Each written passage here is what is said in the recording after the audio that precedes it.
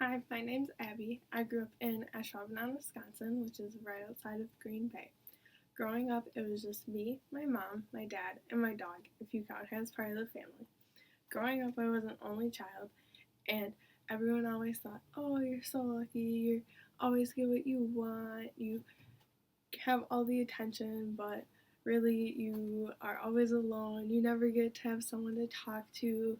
You never get to grow up playing board games if your parents don't want to. There's no one to play Nerf wars or anything with. So you're always alone. And growing up, my dad was a lieutenant at the Ashwaubenon Police Department.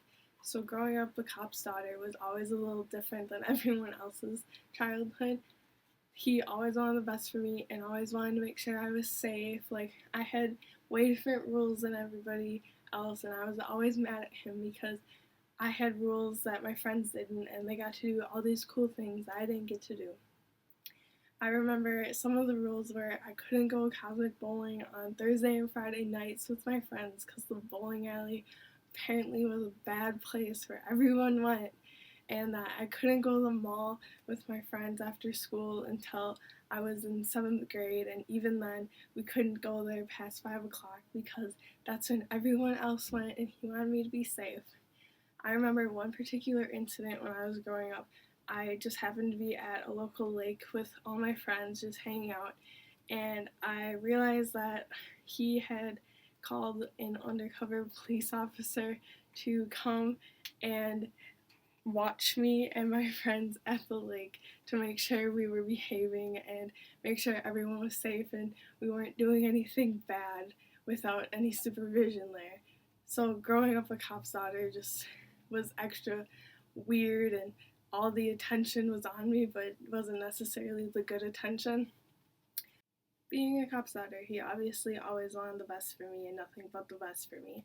So in the 3rd grade, when I suddenly felt ill, which I'm never, still to this day, sickness is a rare occurrence in my life.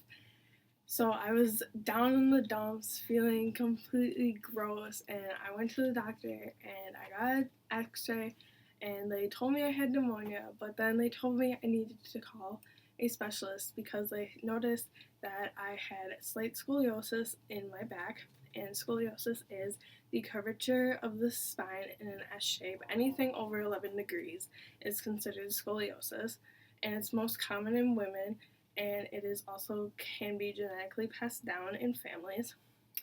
So they told me I had to go see a back doctor when I got all better, and they told me I had it, and I had it in 2 spots at that point, and it wasn't bad. They just wanted to monitor it because I was still growing, and that's when it has a chance of getting worse. So over the years, I just had casual x-rays, just checking it out, making sure I was still okay.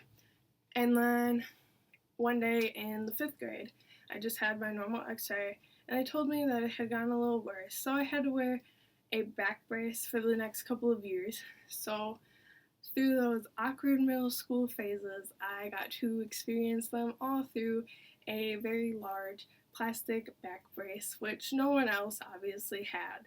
So I was the odd kid in middle school, so that made me stand out a little more than I obviously wanted to in those really awkward ages. But since then, it got better and then it got worse again.